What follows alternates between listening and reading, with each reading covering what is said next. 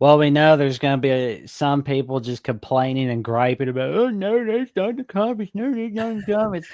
You know what I think it is? I think they're jealous of the fact that they wish they had Notre Dame's schedule. It's like, some people that are like jealous of this, that, and that. It's like, oh, well, must be nice to have all this time or this, that, and the other. But it's like, come on. You're Yeah. jealous that Notre Dame can make their own schedule. I mean, I think not only are they jealous that Notre Dame can make their own schedule, I think they're jealous at the fact that Notre Dame is also able to have success with it too, right? I mean, that's the thing, right? Because if Notre Dame was independent, but they went 6-6 every year, I don't think people are going to be complaining that they're independent. Yeah.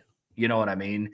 And look, I think what some people fail to remember, and honestly, I can't even coin this like I knew this all along. Brian talked about this in one of the other shows, but there were a good amount of teams that were independent back in the late 80s, early 90s. I mean, Penn State was independent. Florida State was independent. West Virginia was independent. Notre Dame was still independent, obviously. And those were the more dominant teams in college football in that era.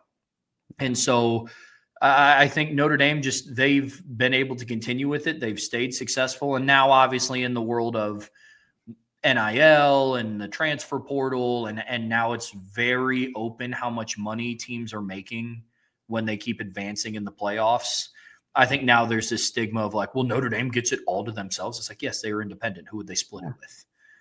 It's like they earned that. They didn't get paid that much money for being independent. They got paid that much money for making it to the national championship, for making it to the semifinals, for making it to the quarterfinals. And so yeah, I think that's one thing. But I mean, the thing that I respect about Marcus Freeman, they asked him a lot about it in his press conference with James Franklin for the Orange Bowl.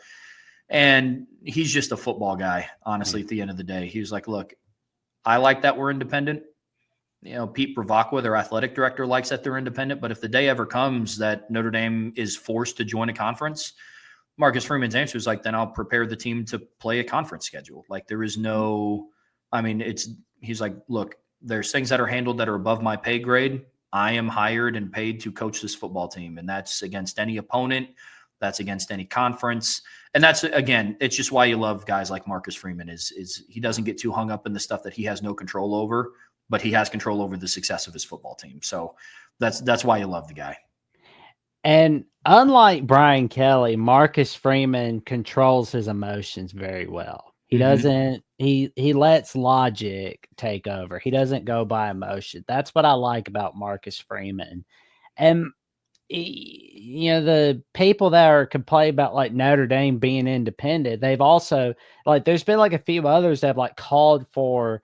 And now I haven't heard like national writers call for this yet, but I know it's just been like numerous French fans just screaming at the top of their lungs for, if Notre Dame's not going to leave their independence, then our conference shouldn't just schedule Notre Dame anymore. We're going to ostracize them until they do what we want to. It's like, come on, you're a bunch of grown men acting like high school girls when you do that.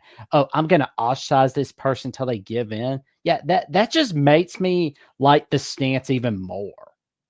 Yeah, I mean, look, at the end of the day, like everybody wants Notre Dame to join a conference, and now it's to the point where they don't care which conference it is. I truly don't think it matters. I really don't. Like, at the end of the day, Notre Dame is still going to play teams from multiple conferences, right? I mean, you have those stories about James Franklin complaining that Penn State had to go all the way out to the West Coast.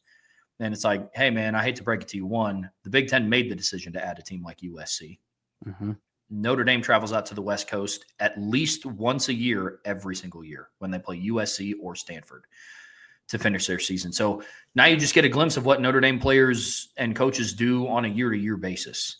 Yeah. You know what I mean? I mean, to finish their season, they had Senior Day in South Bend, flew out to New York to play Army in the Shamrock Series inside of Yankee Stadium. Then the week after that, they flew out to play USC in the Coliseum. And it's interesting hearing other people's takes because, like I said, Notre Dame has been independent, like outside of COVID, for the entire time that I've watched them. And so to me, like that's just a football season. Like it's like, yeah, where are you guys going this week? Texas. Cool. What about after that? We're back in South Bend. How about after that? Yeah, we're going to North Carolina. Yeah. And so like that's just kind of what a football season has been like for me. So it is interesting being on the outside of somebody that doesn't care if Notre Dame is in a conference. You know, I mean, you go through and you talk about the teams where I had somebody ask me, do you think Notre Dame should play in a conference because, they don't have to play in a conference championship? Is that an advantage in the playoffs? And it's like, well, Ohio State didn't play in a conference championship this year. They played 12 regular season games and then still hosted a home playoff game. So should they be penalized for it as well? You know what I mean? And so it's just, Rules again, for thee, not for me. right, right. I mean, now you're in a spot where this is why the 12-team playoff is good, right? Because you look at who each team beat to get there. Notre Dame beat the SEC champs. They beat the second place team in the Big Ten and the fourth place team in the Big Ten. Ohio State beat the Big Ten champs, the runner-ups in the SEC, and third place in the SEC. And so it kind of nullifies in my opinion, well, you have to play in a conference, because it's like, okay, well, all 5 of the conference winners lost their first game in the playoffs. So let's just say Notre Dame joins a conference and wins. That doesn't automatically make them one of the better teams in college football, right? And so that's my 2 cents on it, at least. But I also take a little bit of the Marcus Freeman approach when it's just like, if Notre Dame is ever asked to join a conference, I'm not going to throw my hands up and say that it's a travesty and Notre Dame should boycott college football because they were forced to join a conference. I think it's just, all right, well, we're in a conference. Giddy up. Let's go play 12 games. You know what I mean? So that's my take on it, man. I mean, if Notre Dame is ever forced to join a conference, they're forced to join a conference.